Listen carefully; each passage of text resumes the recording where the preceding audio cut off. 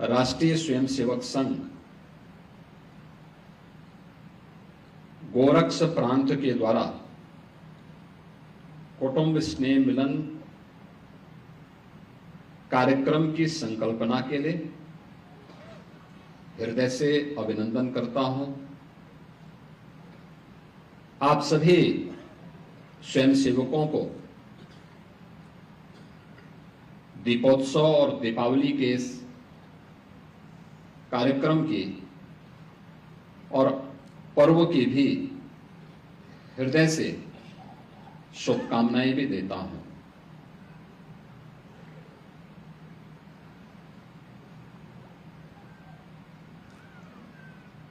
मुझे जब इस कार्यक्रम के बारे में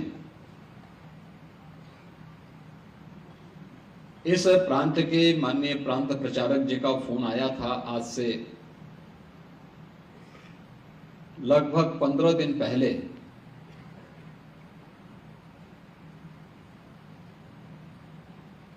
तो मैंने कहा भी होली के दौरान तो मिलन के कार्यक्रम विचार परिवार के द्वारा होता है, लेकिन कुटुंब स्नेह मिलन का दीपावली का कार्यक्रम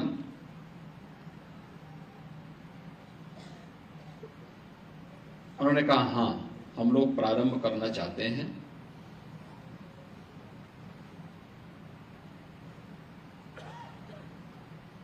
और यहां के कार्यक्रम के बाद एक सप्ताह पूर्व लखनऊ प्रांत की ओर से भी मुझे एक निमंत्रण मिला। उन्होंने कहा हम परिवार मिलन का एक कार्यक्रम करना चाहते हैं, दीपावली के अवसर पर आपकी उपस्थिति चाहते हैं। तो मैंने विनम्र अनुरोध भले ही किया कि मैं तो गोरक्ष प्रांत में पहले से ही अपना कार्यक्रम दे रखा हूं। उन्होंने कहा हम दीपावली के पहले कर लेते हैं, लेकिन इस कार्यक्रम में ये कार्यक्रम हो जाए तो अच्छा रहेगा। और मुझे अच्छा लगा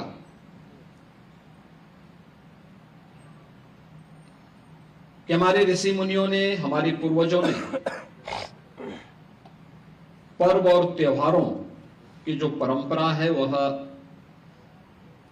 सामूहिकता के साथ एक दूसरे की खुशी को आपस में मिल बांट करके उसको उत्साह और उमंग के साथ आगे बढ़ा सकें, इसीलिए पर्व और त्योहार हमारे यहां आनंददायक बनते हैं, उत्साहपूर्ण बनते हैं।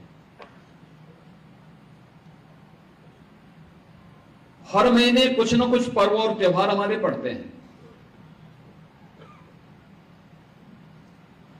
और अलग अलग स्थानों पर उनको आयोजित करने की परंपराएं भी अलग अलग हैं।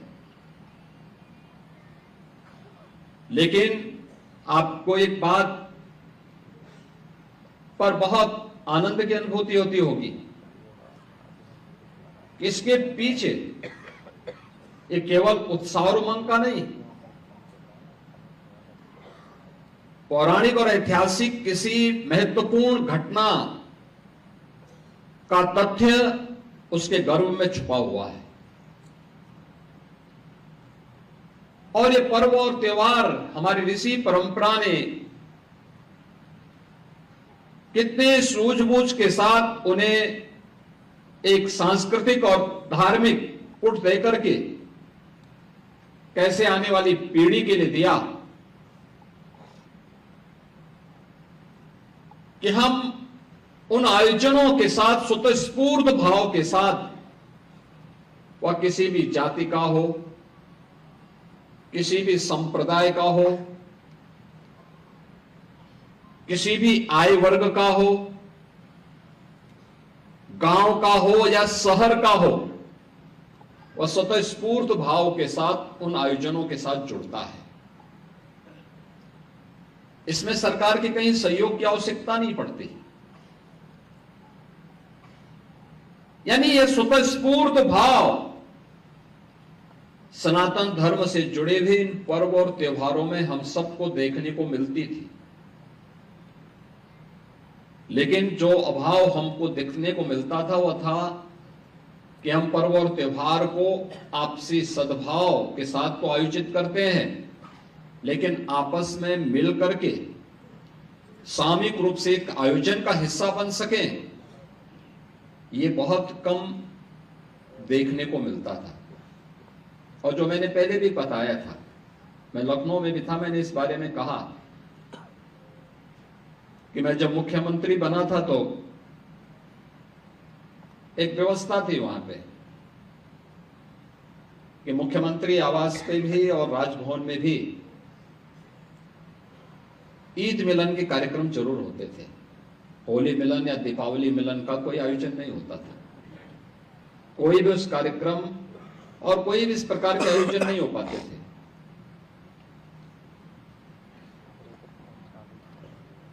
हम लोगों ने कहा कि भाई देखो, भारत की परंपरा को चाहे जैसे भी हो, लेकिन हमने अगर एक सेकुलर स्टेटस दिया है तो मुख्यमंत्री आवास को भी और राजभवन को भी उससे मुक्त रहना, उसको मानना चाहिए, और कोई भी आयोजन हम नहीं करेंगे मिलन का।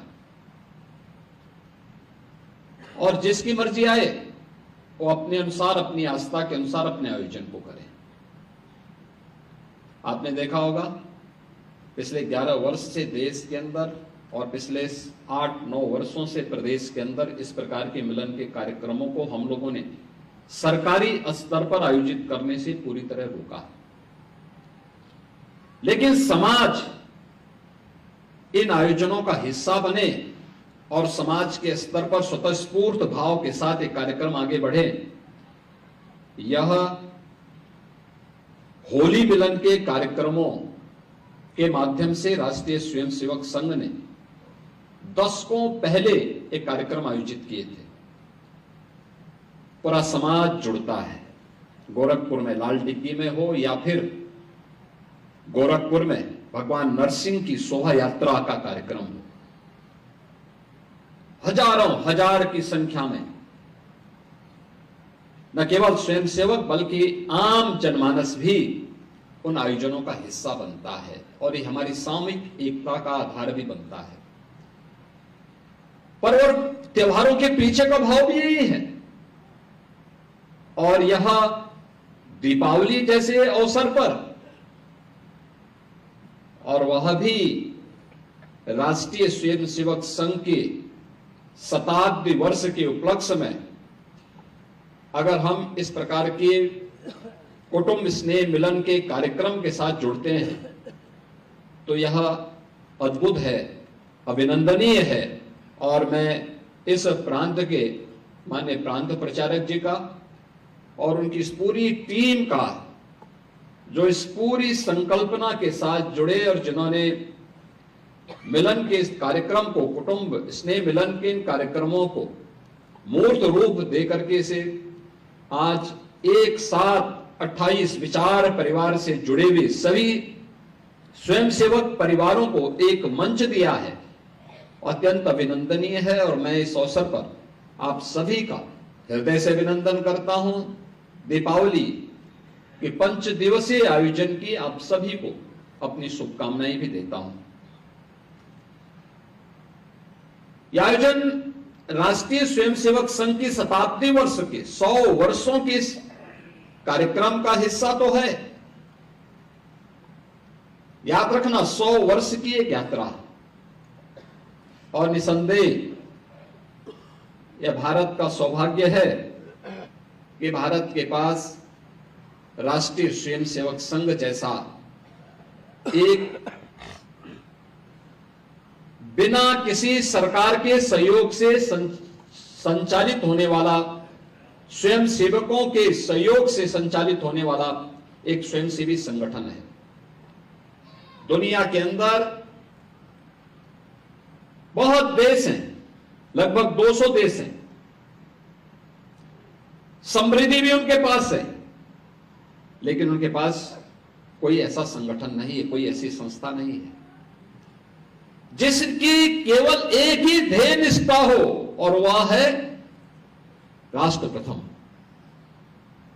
एक ही भाव है, अपने राष्ट्र के प्रति समर्पण का भाव।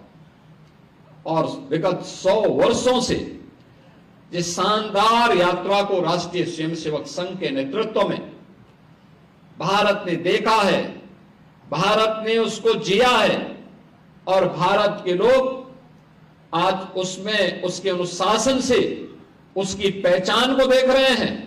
शताब्दी वर्ष के अवसर पर गणवेशधारी स्वयंसेवकों के द्वारा जब हर स्तर पर निकाली गई पथ संचलन के कार्यक्रम थे, हजारों हजार स्वयंसेवक उस पथ संचलन के कार्यक्रम में रहे, लेकिन कहीं कोई अनुशासनहीनता नहीं थी, कहीं कोई अव्यवस्था नहीं थी, कहीं कोई अराजकता नहीं थी। अगर प्रशासन ने कहा कि नहीं यहां पे नहीं जाना है, उन्होंने अपना कार्यक्रम स्थगित कर दिया। अगर प्रशासन ने कहा कि आप इस रूट से जाएं तो आपके लिए अच्छा होगा, समाज स्वागत करना चाहता है, या समाज ने कहा कि आपका ये रूट हो, हम आपका स्वागत करना चाहते हैं, उन्होंने स्वतःस्फूर्त भाव के साथ समाज के साथ अपने को तारतम्य स्थापित करके उस कार्यक्रम के साथ जुड़े। परिणाम क्या है? समाज इस अनुशासन को देख करके कौतूहल और आश्चर्य की निगाहों से देख रहा है। ये कौतूहल और आश्चर्य की निगाहों से इसलिए मैं कह रहा हूं क्योंकि राष्ट्रीय स्वयंसेवक संघ के खिलाफ विगत 100 वर्षों में षड्यंत्र भी कम नहीं हुए हैं। हर स्तर पर दुष्प्रचार हुए हैं। आज जब राष्ट्रीय स्वयंसेवक संघ के बारे में दुनिया देखती है, समझती है, तो उन्हें आश्चर्य होता है, क्या यह संभव है कि राष्ट्रीय स्वयंसेवक संघ स्वतःस्फूर्त भाव के साथ संचालित होने वाला एक स्वयंसेवी संगठन हो? क्या यह संभव है? लेकिन हां, भारत के अंदर संभव है। भारत ने वह करके दिखाया है और आज कोटि कोटि स्वयंसेवक इस अभियान के साथ जुड़ करके अपने 100 वर्ष के इस यशस्वी कार्यकाल को दुनिया को साक्षी बना रहे हैं। और मुझे इस अवसर पर यही कहना है कि जब हम लोग एक और राष्ट्रीय स्वयंसेवक संघ की, जिसने जीवन के अलग अलग क्षेत्रों में बिना किसी सरकार के सहयोग के, और जहां सरकार नहीं पहुंच पाई थी, राष्ट्र काज के लिए वहां पे राष्ट्रीय स्वयंसेवक संघ पहुंच करके राष्ट्र को जोड़ने का काम किया है। याद करिए, पूर्वोत्तर के राज्य किस स्थिति में थे। राष्ट्रीय स्वयंसेवक संघ को अपने प्रचारकों को खोना पड़ा था, कई स्वयंसेवकों को खोना पड़ा था, लेकिन राष्ट्रीय स्वयंसेवक संघ अविचल रूप से पूर्वोत्तर के राज्यों में कार्य करता रहा। मुझे याद है 1984 में राष्ट्रीय स्वयंसेवक संघ ने गोरखपुर में श्री राम बनवासी कल्याण आश्रम प्रारंभ किया।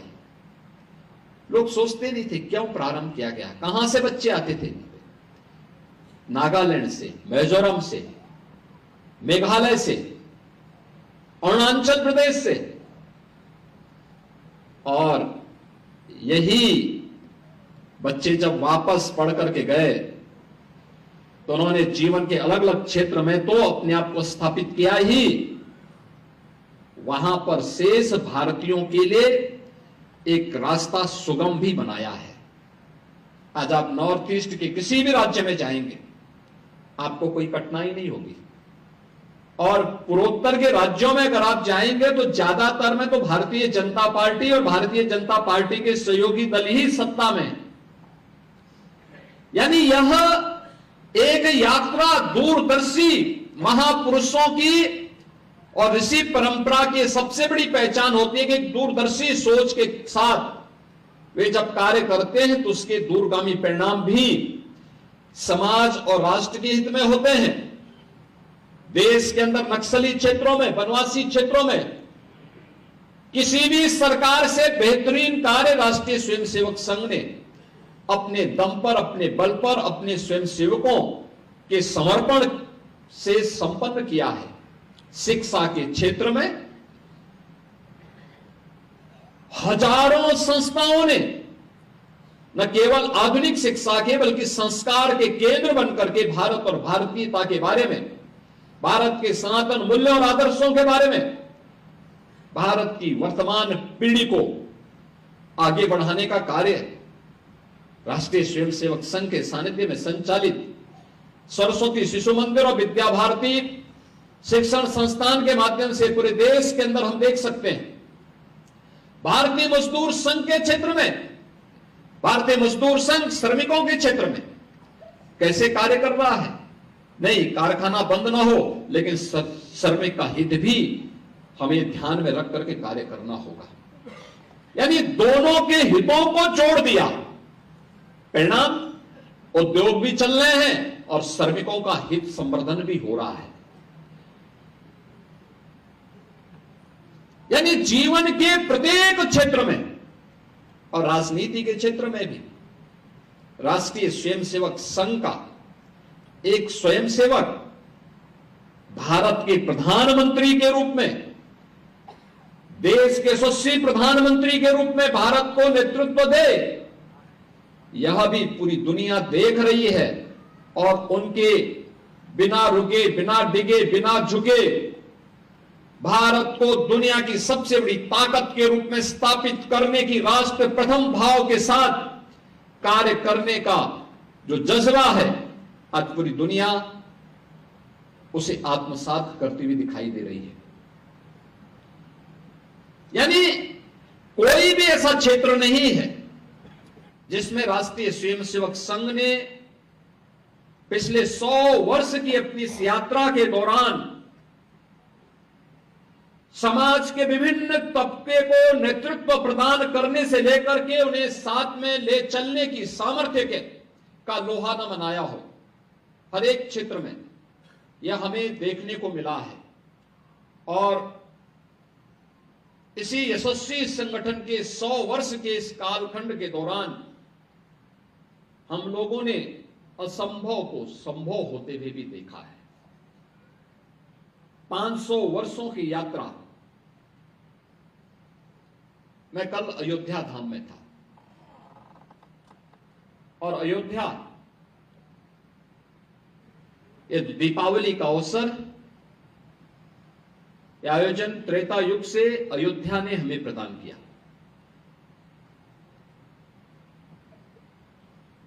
आज से 5 वर्ष पहले, 7 वर्ष पहले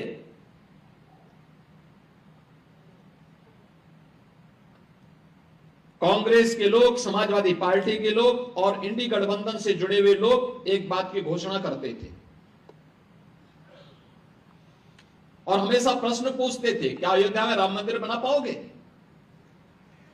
हम लोग कहते थे जरूर बनेगा। संघ का स्वयंसेवक कहता था जरूर बनेगा। उनमें बंदिशें लगती थी, लाठी और गोली उन पर चलाई जाती थी, लेकिन उसके मुंह से एक ही शब्द निकलता था और एक ही नारा निकलता था कि रामलला हम आएंगे, मंदिर वहीं बनाएंगे। ये जो भाव था, एक स्वर में जब लाखों लाख स्वयंसेवक एक साथ बोला, परिणाम भी हमारे सामने आया है। परिणाम भी हमारे सामने है। अयोध्या में श्री राम जन्मभूमि में भगवान राम लला का भव्य मंदिर का निर्माण, ये भारत का भव्य मंदिर के निर्माण का श्री गणेश है। भारत को, विकसित भारत की संकल्पना को साकार करने का शुभारंभ है। और कौन ऐसा भारतीय होगा, कौन ऐसा सनातन धर्मावलंबी होगा जिसके मन में इच्छा न रही हो और आज भी न हो कि एक बार अयोध्या में श्री राम जन्मभूमि का दर्शन करो। कभी शासन की प्रताड़ना से उफ तक नहीं किया किसी स्वयंसेवक ने। वो अपमानित होते रहे, प्रताड़ित होते रहे, लाठी और गोली खाते रहे, लेकिन अपने दृढ़ प्रतिज्ञ भाव से कभी विचलित नहीं होना है, लगातार कार्य करना है। परिणाम आज अयोध्या में भव्य राम मंदिर का निर्माण हम सबके सामने है। अयोध्या में भगवान राम के इस भव्य मंदिर का निर्माण केवल एक मंदिर नहीं, दुनिया की उन दबी कुचली जातियों के लिए भी एक संदेश है कि अहर्निश अपने प्रयास को जारी रखिए, अवश्य विजय श्री प्राप्त होगी, अवश्य विजय श्री प्राप्त होगी। 500 वर्षों में जो हमने विश्वास को दिया था, लोगों ने विश्वास को दिया था, पीढ़ियां लड़ती रही, लेकिन सफलता दूर दूर तक नहीं दिखाई देती थी। उस दीपावली के आयोजन के साथ अयोध्या का नाम जुड़े। आज से 8.5 वर्ष पहले मेरे मन में भाव आया था, जब मैं उत्तर प्रदेश का मुख्यमंत्री का दायित्व तो मुझे सौंपा गया। दीपावली का अवसर था। उस समय प्रशासनिक अधिकारी आए मेरे सामने, उन्होंने कहा कि साहब दीपावली के अवसर पर हम आपके प्रशासन की तरफ से सभी सीनियर अधिकारी दीपावली की शुभकामना देने के लिए आना चाहते हैं, किस दिन और किस समय हम लोग आ जाएं। मैंने कहा दीपावली के अवसर पर तो मैं गोरखपुर में रहूंगा और गोरखपुर में भी मेरा बनटांगिया गांव में कार्यक्रम रहता है। तो उन्होंने कहा साहब फिर प्रशासन के अधिकारी, मैंने कहा प्रशासन के अधिकारी अपना वो देखें, अपना कार्य करें और मेरी चिंता मत करिए। फिर मेरे मन में आया कि पहली दीपावली है और पहली दीपावली बनटांगिया में तो हम आयोजित करेंगे ही, लेकिन बनटांगिया के साथ साथ हमें पूरे अयोध्या धाम से इस आयोजन को आगे बढ़ाना चाहिए। तो मैं अपने कुछ अधिकारियों को अयोध्या भेजा। मैंने कहा मालूम करो, देखो क्या स्थिति है अयोध्या में, दीपावली में कैसा आयोजन होता है। तो मैं देख करके भौचक था, दिया तले अंधेरा। पूरे देश के अंदर दीपावली का उत्सव होता है, लेकिन अयोध्या में अंधकार रहता था,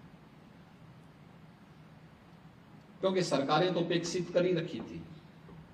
बिजली भी बामुश्किल 2 घंटे 3 घंटे वहां आ जाती थी, जैसे गोरखपुर में होता था 17 के पहले। गंदगी का अंबार रहता था। राम जी की पेड़ी में जल सरयू जी से उड़ेला तो जाता था, लेकिन वहीं सड़ता था, बाहर निकलने का रास्ता नहीं था। घाट टूटे हुए थे, गंदगी का अंबार था। पूरी अयोध्या के अंदर वीरानी जैसी स्थिति थी। अयोध्या की इस स्थिति को देख करके मन में खिन्नता भी होती थी, लेकिन अंतःकरण में भाव भी रहता था कि भाई स्वयं सेवक नारा लगाते हैं कि रामलला हम आएंगे, मंदिर वहीं बनाएंगे, तो मंदिर बनेगा जरूर, तो हमें उसकी तैयारी अभी से करनी चाहिए। और एक दीप में क्या ताकत होती है। हम लोगों ने जब पहला दीपोत्सव किया था अयोध्या, उसके अगल बगल के जनपदों में हमें केवल 51,000 मिट्टी के दीप मिल पाए थे, 51,000। और आपने देखा होगा परसों हम लोगों ने अयोध्या में 26,17,000 दीप प्रज्वलित किए हैं। 26,17,000 दीप प्रज्वलित किए हैं अकेले अयोध्या में। पूरे प्रदेश के अंदर जो मेरे पास आंकड़े आए थे कि उस दिन 1,51,00,000 दीप अलग अलग स्थानों पर प्रज्वलित हुए थे। यानी ये वही प्रदेश है। और समाजवादी पार्टी को इसमें भी परेशानी थी। आपने देखा होगा, उन्होंने कहा ये दीप जलाने की आवश्यकता क्या है।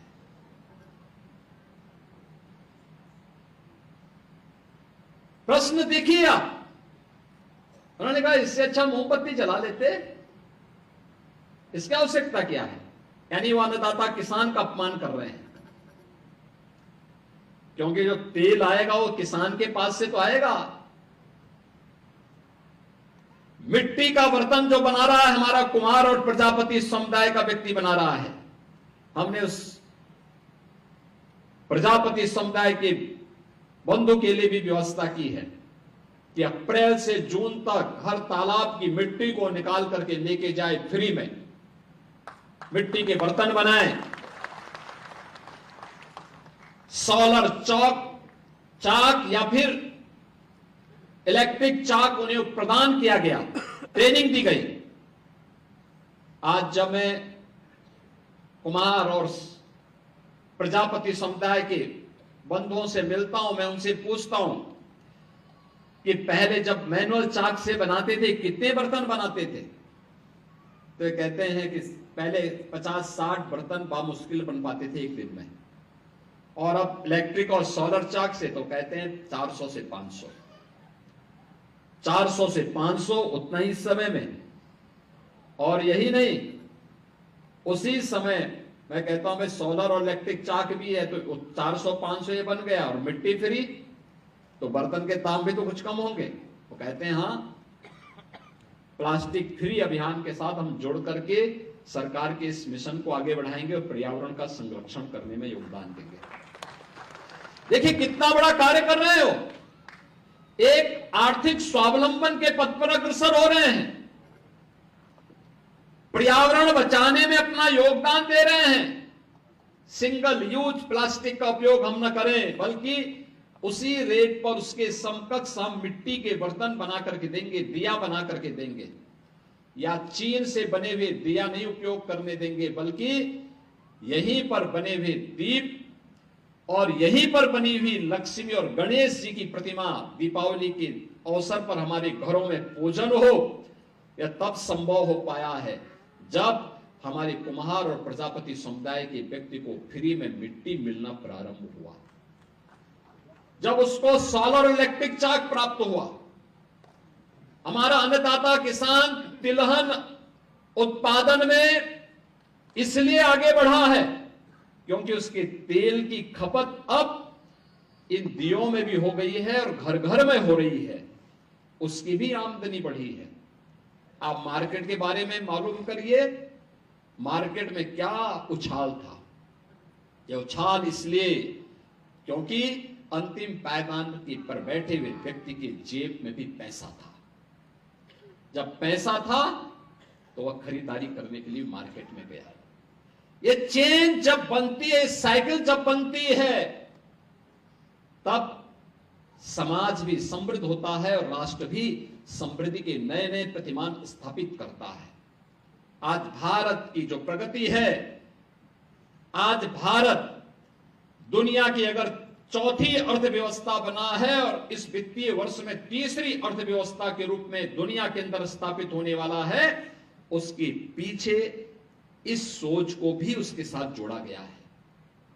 यह सोच भी उसके पीछे है जिसमें समाज के प्रत्येक तबके के लिए कुछ ना कुछ कार्य और पर्व और त्योहार उसके जीवन में भी हो। मुझे याद है आज से 17-18 वर्ष पहले गोरखपुर के गुलरिया के पास के औरंगाबाद गांव की ओर से मैं जा रहा था। मैं सांसद था यहां का। उधर से मैं जब गुजर रहा था तो मुझे एक ढेर में धुआं निकलते हुए दिखाई दिया, तो मैंने समझा कि ये कोई ज्वालामुखी तो नहीं है। तो मैंने गाड़ी रोकी तो मैंने वहां पे कुछ लोग थे, मैंने कहा ये धुआं कैसे उड़ रहा है भाई, कोई ज्वालामुखी तो नहीं फट गया क्या यहाँ? उन्होंने कहा ज्वालामुखी नहीं जी, हम मिट्टी के बर्तन पका रहे हैं। हमने कहा बहुत बड़ा ढेर है। कहाँ?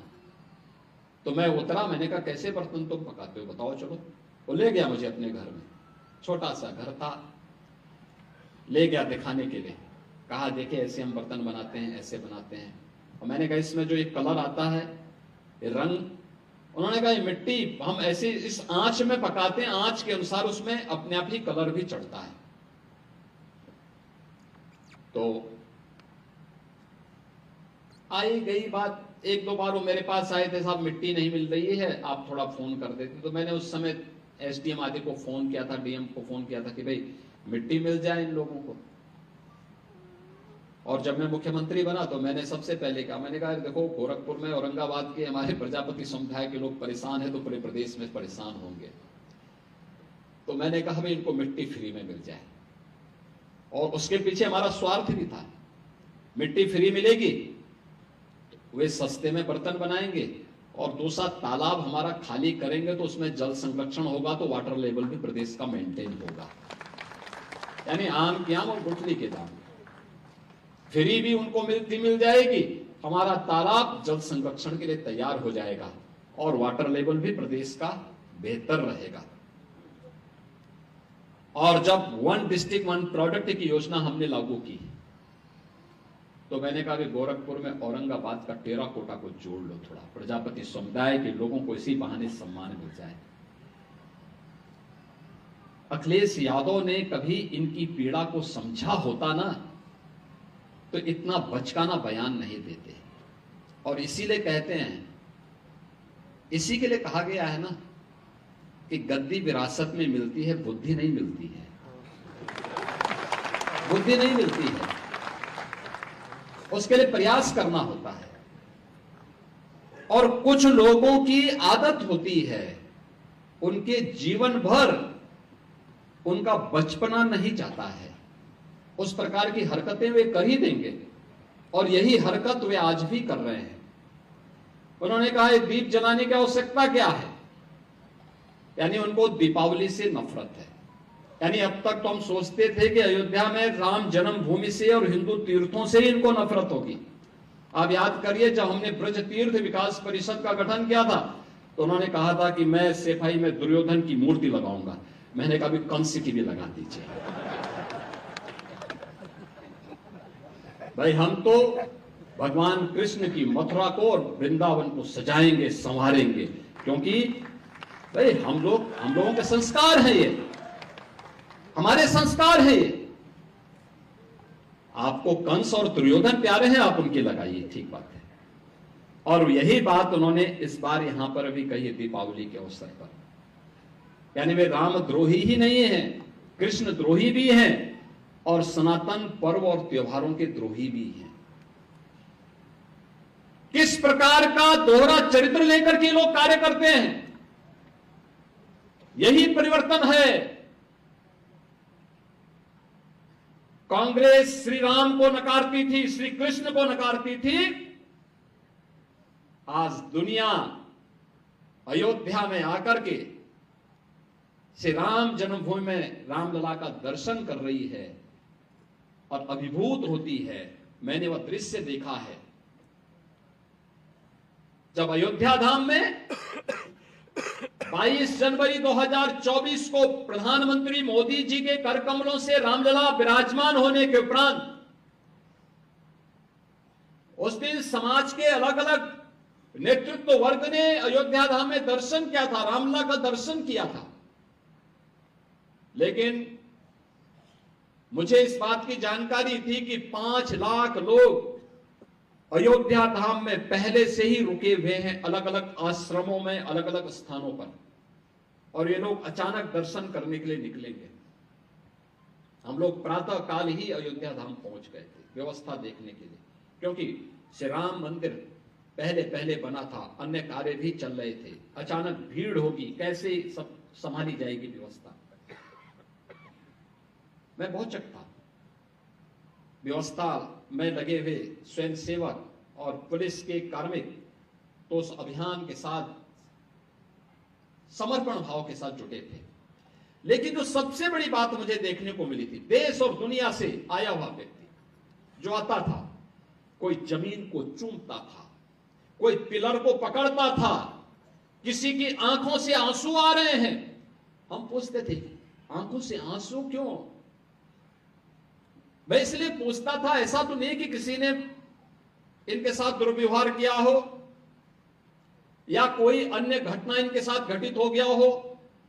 उन्होंने कहा साहब एक खुशी के आंसू है, हम कभी सोचते भी नहीं थे ये हो पाएगा, ये हो गया है, इसलिए खुशी के आंसू हैं कि हम भी रामलला के दर्शन कर पा रहे हैं। 500 वर्षों की किसी पीढ़ी ने, कई पीढ़ियां आई गई, लेकिन कोई दर्शन नहीं कर पाया, आस लगा करके चले गए। लेकिन ये हमारी पीढ़ी का सौभाग्य है कि हमें अवसर प्राप्त हुआ है, और इसी के लिए कृतज्ञता ज्ञापित करने के लिए हम लोग आए हैं। ये मेरी खुशी के आंसू हैं अगर उन भावनाओं को समझने का कार्य कांग्रेस ने किया होता, जिन्होंने सुप्रीम कोर्ट में एफिडेविट दिया था कि राम एक मिथक हैं, कृष्ण एक मिथक हैं, यानी एक काल्पनिक पात्र मान करके इन्होंने उस समय हिंदू आस्था को अपमानित करने का काम किया था।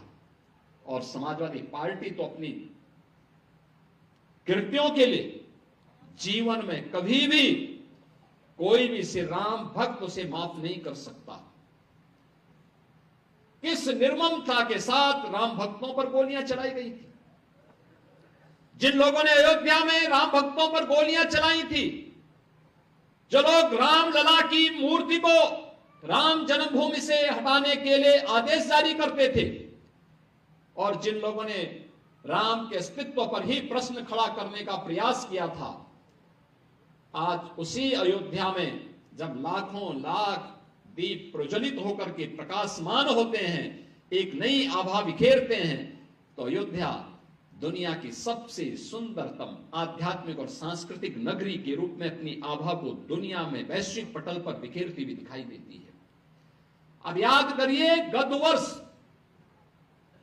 अकेले अयोध्या धाम में 6 करोड़ से अधिक श्रद्धालु आए थे दर्शन करने के लिए, श्री राम जन्मभूमि में दर्शन करने के लिए। यानी यह एक नई यात्रा है। और प्रयागराज महाकुंभ को भी इन लोगों ने देखा होगा। प्रयागराज की भव्यता और दिव्यता, 66 करोड़ से अधिक श्रद्धालु महाकुंभ के साक्षी बन सके। इनके द्वारा तमाम षड्यंत्र किए गए। महाकुंभ आयोजन के पहले दिन से इनके नकारात्मक ट्वीट आने प्रारंभ हो गए थे, पहले दिन से। लेकिन जनता ने उनकी नकारात्मकता को ठुकरा करके सनातन धर्म के इस बड़े आयोजन के साथ, महाकुंभ आयोजन के साथ जुड़ करके जितनी भव्यता और दिव्यता प्रदान करने में अपना योगदान किया, जिस भव्यता के साथ आयोजन प्रयागराज में संपन्न हुआ, वह अद्भुत है। दुनिया को कौतूहल और आश्चर्य की निगाहों से देखने के लिए मजबूर कर देता है। बहनों और भाइयों, यह आयोजन हम सबको इस बारे में भी अवगत कराते हैं, आखिर ये संस्कार कहां से हमें प्राप्त हुए। राष्ट्रीय स्वयंसेवक संघ की पाठशाला से, जिस पाठशाला ने भारत के मूल्यों और आदर्शों के साथ हर भारतीय को जोड़ने का प्रयास किया, हर स्तर पर, दबाववश नहीं, स्नेह मिलन कार्यक्रम के माध्यम से। एक एक व्यक्ति को राष्ट्र के प्रति समर्पण का भाव हो, इसके लिए एकता आवश्यक है। एकता हो, इसके लिए जागरूकता भी आवश्यक है। अक्सर होता है, कोई सफलता प्राप्त होती है, हम निश्चिंतता में सोने लगते हैं। आज से 2000 वर्ष पहले भारत दुनिया की सोने की चिड़िया मानी जाती थी, भारत का स्वर्णयुग माना जाता था। लेकिन हम उस आभा में सो गए, निश्चिंत हो गए। परिणाम क्या रहा? विदेशी हमले प्रारंभ होने शुरू हो गए, विदेशी हमले होने शुरू हुए, और फिर धीरे धीरे करके समाज को तोड़ने की दुष्ट प्रवृत्ति जो खड़ी हुई, वह आज भी समाप्त नहीं हुई है। आप देख रहे होंगे, कुछ चीजें आपके सामने बहुत स्पष्टता के साथ दिखाई देती हैं, जिसको हम हल्केपन से लेने का कार्य करते हैं। बहुत हल्केपन से मैं देखता हूं कि उसको हम बहुत हल्की निगाहों से देखते हैं, और वह खासतौर पर उन चीजों के बारे में, एक तरफ हिंदू समाज को जाति के नाम पर, क्षेत्र और भाषा के आधार पर विभाजित करने की साजिश फिर से प्रारंभ हुई है, और बड़ी मजबूती के साथ सारे हथकंडे अपना करके इन चीजों के साथ जोड़ने का प्रयास हो रहा है। आप मुझे बताओ, कोई महापुरुष किसी जाति विशेष का होता है, उसका योगदान जाति विशेष के लिए होता है। महापुरुष तो महापुरुष है, पूरे समाज का है, पूरे राष्ट्र का है, वो राष्ट्र नायक है, राष्ट्र के आराध्य हैं। फिर उन्हें जातीय संकीर्णता के दायरे में बांध करके सामाजिक एकता को छिन्न भिन्न करने की कुत्सित चेष्टा क्यों? लेकिन ये हो रहा है। सोशल मीडिया प्लेटफॉर्म पर फेक अकाउंट बना करके जाति जाति के बीच में वैमनस्यता और विषवमन करने की एक नई दुष्प्रवृत्ति प्रारंभ हुई है। कौन इसके प्रति सतर्क करेगा? समाज को इसके प्रति कौन जागरूक करेगा? एक और सनातन धर्म से जुड़े हुए पर्व और त्योहारों के बारे में नकारात्मक टिप्पणियां, भारत के आराध्य देवों के प्रति अपमानजनक टिप्पणियां, भारत के महापुरुषों को जातीय आधार पर विभाजन की कुत्सित चेष्टा, और दूसरी ओर देश के अंदर लव जिहाद और धर्मांतरण जैसी कुत्सित समाज विरोधी और राष्ट्र विरोधी गतिविधियों को कैसे प्रश्रय दिया जा रहा है, हम आज भी उसको देखने और समझने में थोड़ा सा अभी भी कोताही बरत रहे हैं। याद रखना, कालनेमी, ताड़का और सुड़पंखा, ये तीन जो पात्र हैं रामायण कालखंड के, इनकी प्रासंगिकता समाज तोड़ने के बारे में वह हर युग में रही है, और वह हर युग में उस रूप में अपनी मौजूदगी से अपने षड्यंत्रों को अंजाम देने के लिए तैयार करते रहे। हमें आज भी उस दुष्प्रवृत्ति से अपने को सचेत रखना पड़ेगा, जो भोली भाली जनता को बहकाने का काम कर रहे हैं, जो आपके परिवारों के अंदर घुस करके हिंदू बेटियों के साथ छल कपट करके, प्रपंच करके, खिलवाड़ करके करने का कुत्सित कार्य कर रहे हैं। आपने अभी देखा होगा कैसे छद्म नाम पर ये लोग कार्य करते हैं। वह छद्म नाम आपने अभी विगत दिनों देखा होगा, बलरामपुर जिले में, उत्तर प्रदेश के बलरामपुर जिले में जलालुद्दीन उर्फ छांगुर के षड्यंत्रों को आपने देखा होगा। किस रूप में वह व्यक्ति कालनेमी बन करके उस पूरे क्षेत्र में षड्यंत्रों को अंजाम दे रहा था।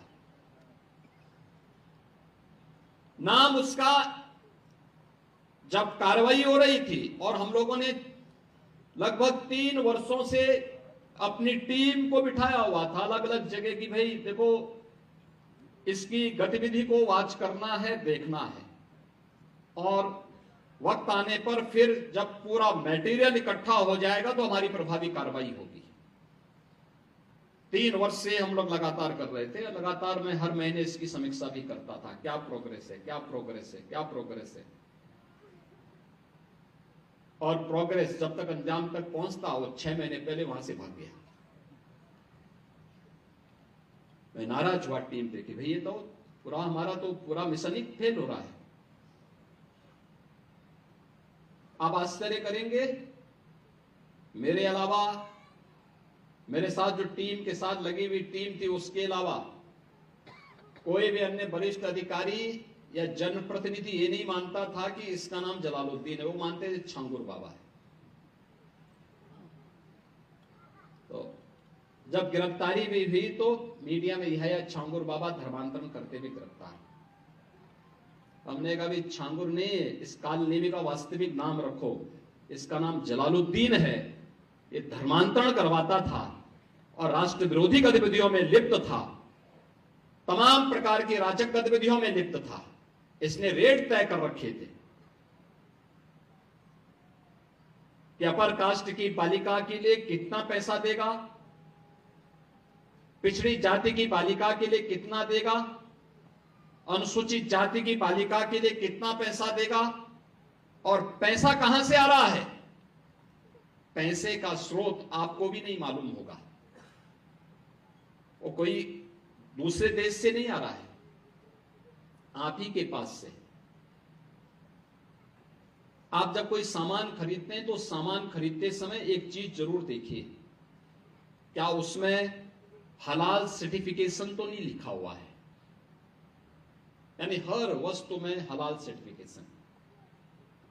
हमने यूपी में बैन किया है, मुझे लगता है कि आज यूपी के उत्तर प्रदेश के अंदर कोई उसको खरीदने का या कोई बेचने का दुस्साहस नहीं करेगा।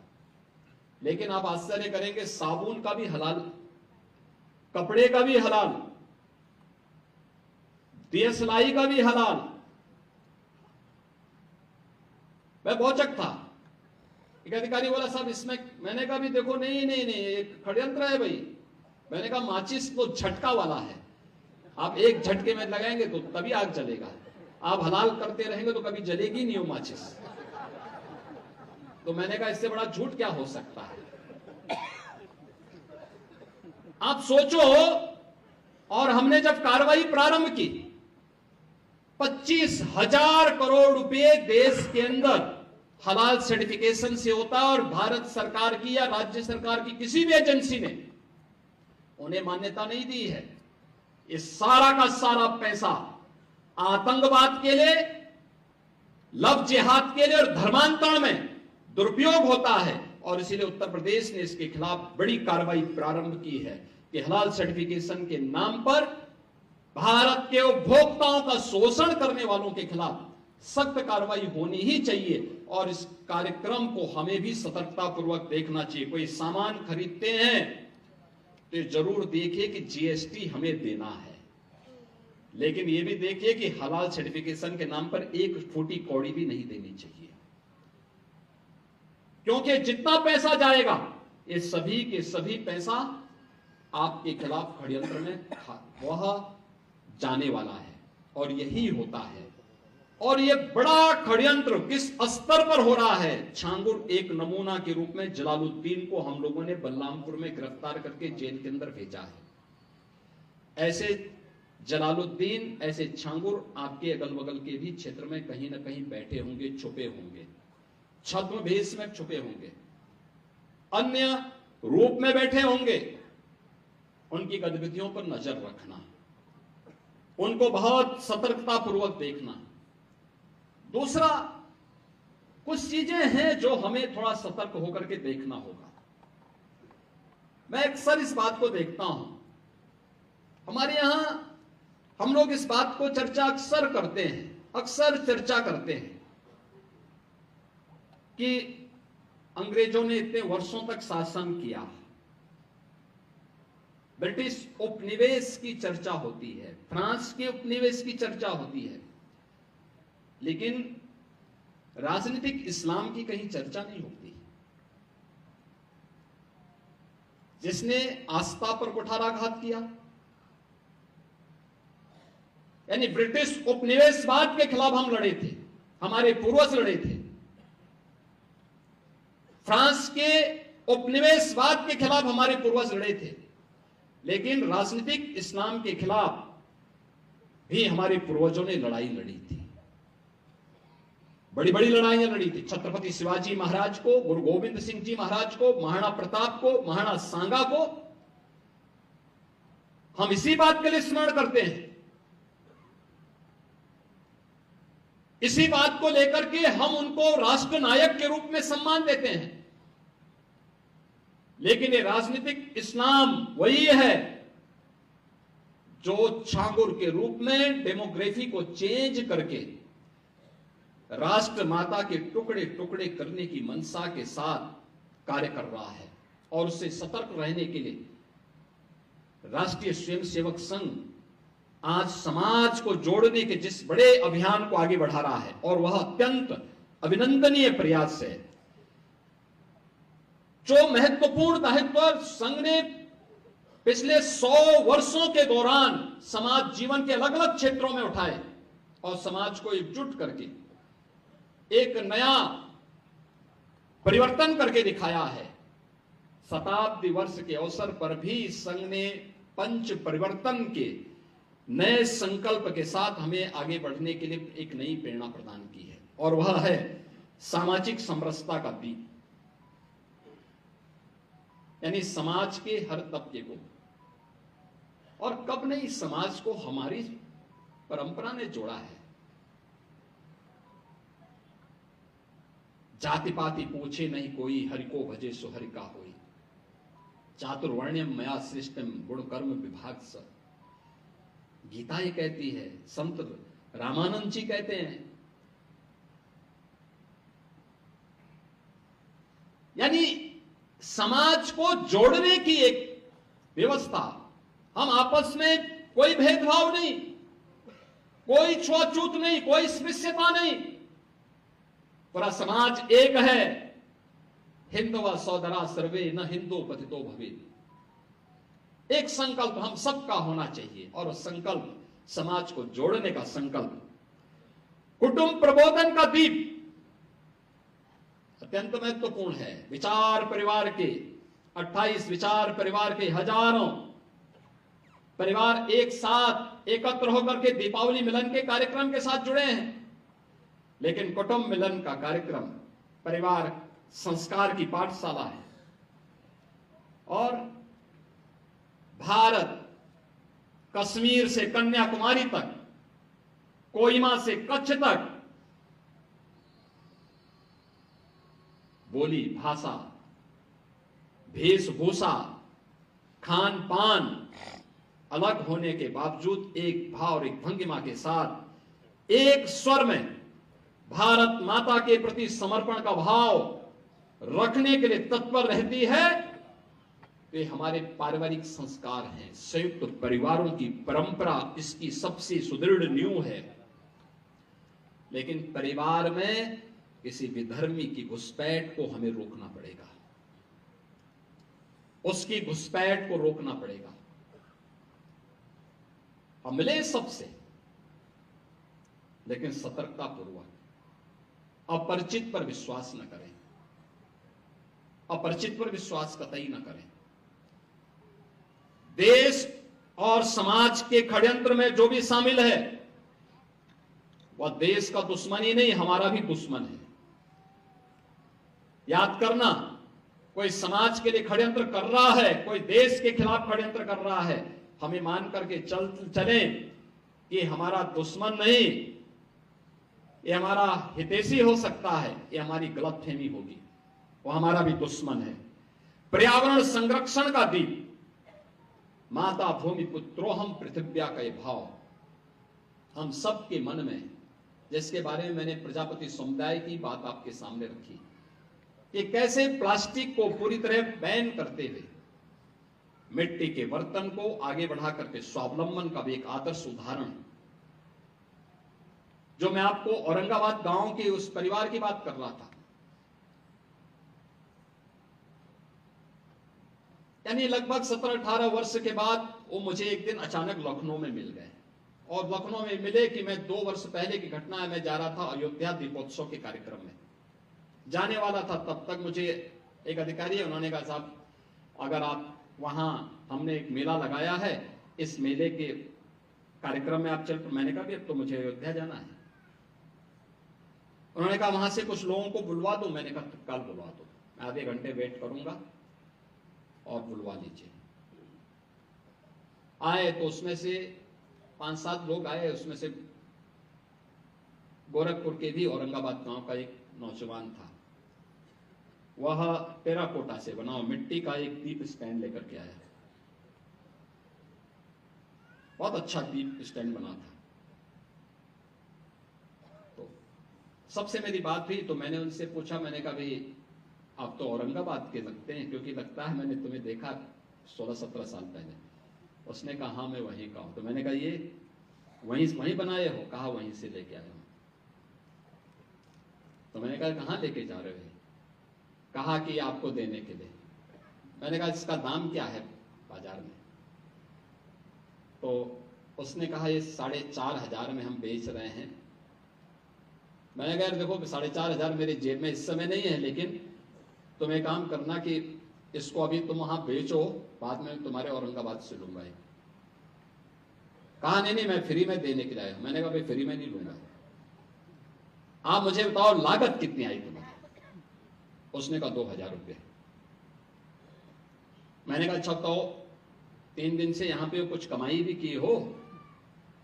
देखो मैं मानता था कि मिट्टी का बर्तन बना रहा है और टेराकोटा की मूर्तियां आदि बनाता है, तो इसमें कितनी कमाई किया होगा बेचारे ने। उसने कहा सही बताओ? मैंने कहा उसने कहा 16 लाख की मैंने कमाई की है केवल इन 3 दिनों में लखनऊ के मेले में। अगर समाजवादी पार्टी के बबुआ को ये जानकारी होती ना, तो प्रजापति समुदाय के हमारे कुम्हार जाति के लोगों का इतना अपमान नहीं करते कि मिट्टी के दीप क्यों जलाए जा रहे हैं। इसकी कीमत क्या है? ये स्वावलंबन भी है और सम्मान भी है। आर्थिक रूप से स्वावलंबी कोई भी समाज स्वयं सम्मान प्राप्त कर लेता है, और यही स्थिति उस नौजवान की स्थिति को देख करके मुझे बहुत प्रसन्नता हो रही है। हम लोगों ने एक जनपद एक उत्पाद की योजना चलाई भी इसीलिए कि जिससे हम अपने लघु मध्यम और कुटीर उद्यम को फिर से आगे बढ़ा सकें। 2 करोड़ लोग इसके माध्यम से रोजगार प्राप्त कर रहे हैं, स्थानीय स्तर पर बिना सरकार पर बोझा डाले हुए अपने स्तर पर, और प्रदेश के विकास में भी अपना योगदान दे रहे हैं। प्रदेश को पहचान के संकट से अब मोहताज नहीं होना पड़ता, एक नई पहचान के साथ हम आगे बढ़ रहे हैं। पर्यावरण संरक्षण भी हमारा दायित्व होना चाहिए, उतना ही महत्वपूर्ण है, क्योंकि सनातन धर्म ने तो प्रारंभ से ही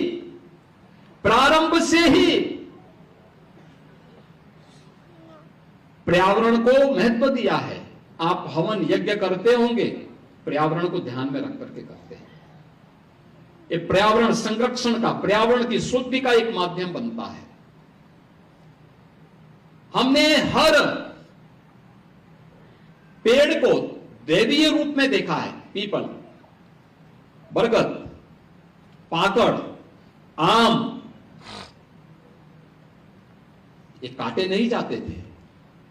अब याद करिए, हिंदू महावत हाथी का नहीं होता था, क्योंकि पीपल हाथी खाएगा तो कौन काटेगा।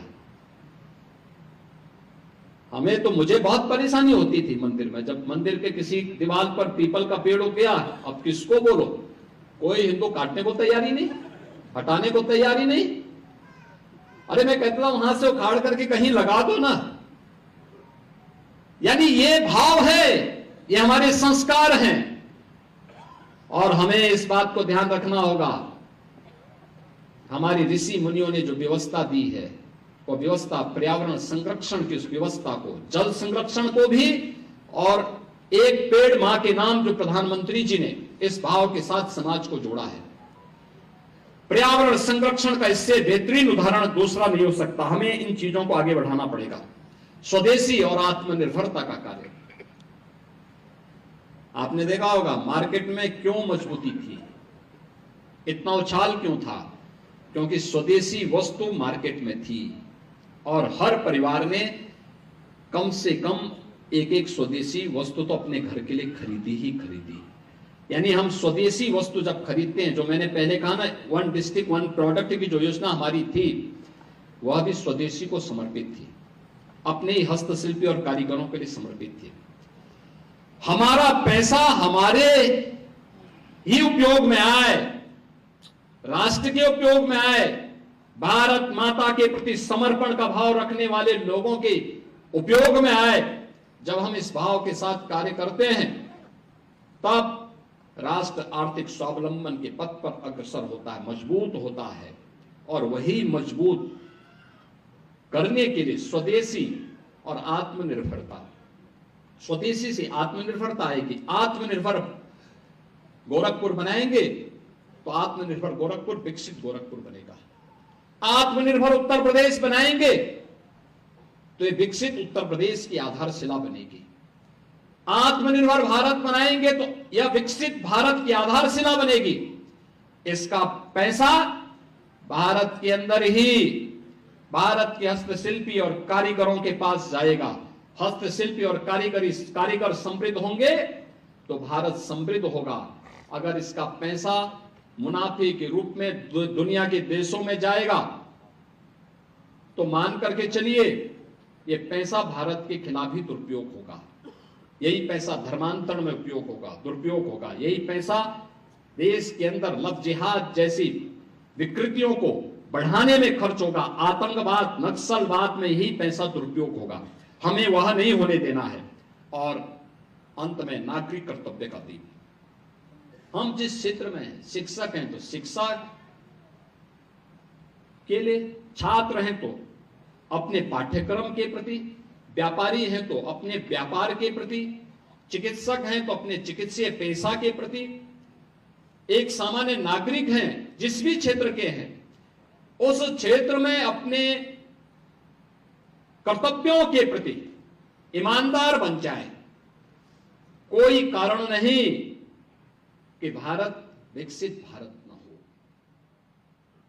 विकसित भारत के लिए पंच परिवर्तन हर नागरिक के लिए अत्यंत आवश्यक है। और पंच परिवर्तन के जिस भाव को राष्ट्रीय स्वयंसेवक संघ ने अपने शताब्दी वर्ष में एक एक स्वयंसेवक के माध्यम से आम समाज को जोड़ने की दिशा से आगे बढ़ाने का यह अभियान प्रारंभ किया है, यह अभिनंदनीय है। पूरे विचार परिवार के साथ साथ पूरे समाज को इसके साथ जोड़ना चाहिए। और याद रखना, जब समाज आगे बढ़ेगा और सरकार पीछे रहेगी तो समाज स्वावलंबी होता है, आत्मनिर्भर होता है, विकसित होता है। जब सरकार आगे होती है और समाज पीछे होता है तो वह समाज स्वावलंबी होता है। वह समाज कभी आत्मनिर्भर नहीं होता और राष्ट्र कभी आत्मनिर्भर नहीं होता। सरकार पीछे रहे, समाज आगे नेतृत्व प्रदान करे, यह पंच परिवर्तन उसमें एक बड़ी भूमिका का निर्वहन करेगा। हम इस पंच परिवर्तन के साक्षी बन रहे हैं। आपने संघ के शताब्दी वर्ष के अवसर पर पिछले 100 वर्षों की अगर उस इतिहास के अलग अलग कालखंड की चुनौतियों को अगर आप अवलोकन करेंगे वो एक नई प्रेरणा होगी वर्तमान पीढ़ी को समझने और आगे बढ़ने के लिए। उनके लिए एक नया पाथेय होगा। हम सबको इस पूरे अभियान के साथ प्राणपण से जुटना चाहिए। इस अभियान को सफलता की नई ऊंचाइयों तक पहुंचना चाहिए, क्योंकि पंच परिवर्तन एक आत्मनिर्भर भारत और विकसित भारत की संकल्पना के आधार बनने वाले हैं। और हम भी उस अभियान के हिस्से बनेंगे। याद रखना, आपका योगदान आने वाली पीढ़ी स्मृति के रूप में अपने साथ सजोएगी। आप अयोध्या में श्री राम जन्मभूमि में जाएंगे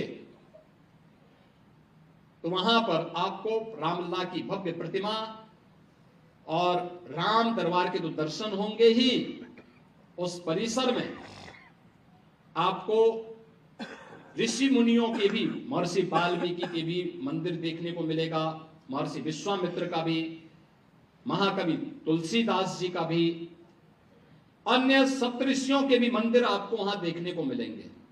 लेकिन वहां पे आपको कुछ चीजें और भी देखने को मिलेंगी।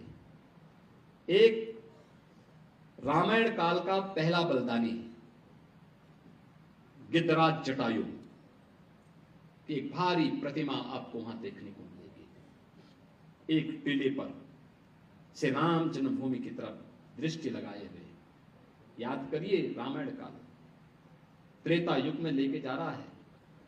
आपको वहां गिलहरी की भी प्रतिमा देखने को मिलेगी। राम सेतु के निर्माण में गिलहरी का भी योगदान था, यह भी आपको देखने को मिलेगा। याद रखना, यानी राम जन्मभूमि में रामलला का भव्य मंदिर, जो मैंने कहा राष्ट्र मंदिर है, तो राष्ट्र काज के लिए जिस भी भूमिका में योगदान देने का अवसर प्राप्त हो, जिस भी भूमिका में, कोई वाल्मीकि के रूप में होगा, कोई हनुमान के रूप में होगा, कोई सुग्रीव के रूप में होगा, कोई जामवंत के रूप में होगा, कोई गिलहरी के रूप में होगा, कोई जटायु के रूप में होगा, कोई निषाद राज के रूप में होगा, कोई माता सबरी के रूप में होगा, कोई माता अहिल्या के रूप में होगा। लेकिन अलग अलग भूमिकाएं, जिस भी क्षेत्र में जो भूमिका हमें प्राप्त होती है, समाज जोड़ने के लिए, राष्ट्र को राष्ट्र के प्रति समर्पण के भाव के साथ जोड़ने के लिए हम उस अभियान के साथ जुड़ेंगे तो आने वाली पीढ़ी के लिए वो एक नई प्रेरणा होगी। आज के इस अवसर पर, दीपावली के इस पावन पर्व पर, विचार परिवार के कुटुंब स्नेह मिलन के इस कार्यक्रम पर मैं आप सबका हृदय से अभिनंदन करता हूं। दीपावली की आप सबको मैं फिर से कोटि कोटि बधाई देता हूं। और 5 दिवसीय दीपोत्सव का जो कार्यक्रम वर्तमान में चल रहा है, ये कार्यक्रम, कल गोवर्धन पूजा है, फिर भैया दूज आएगा। ये 5 दिवसीय कार्यक्रमों के प्रति मैं प्रभु श्री राम से ये प्रार्थना करता हूं कि आप सबके व्यक्तिगत और पारिवारिक जीवन में सदैव यही उत्साह और उमंग का माहौल बना रहे। इस विश्वास के साथ आप सबके प्रति मेरी मंगल में शुभकामनाएं हैं। धन्यवाद।